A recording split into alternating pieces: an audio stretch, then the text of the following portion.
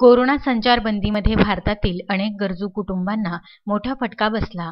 त्यातच अनेकांवर तर अक्षरशः उपासमारीचीही वेळ आली। अशातच संपूर्ण ठिकाणी Indrapur rotary club, Palghar rotary क्लबच्या पदाधिकाऱ्यांनी अनेक परिसरात जाऊन अनेक गरीब कुटुंबाला गरजू वस्तू वाटप करण्यात आले। याच पद्धतीने पुन्हा अमरावती येथील अंध विद्यालय येथे जाऊन शनिवारी सर्व अंध नागरिकांना किराणासह कपडे सुद्धा वाटप करण्यात आले। अमरावती जिल्ह्यात आता पुन्हा कोरोना आकड्यात वाढ झाल्याने त्यांना गरजू वस्तू भेट देऊन त्यांना मायेचा आधार देण्यात आला। त्यांच्या उपक्रमाने अनेक नागरिकांनी सर्व पदाधिकाऱ्यांचे आभार मानले।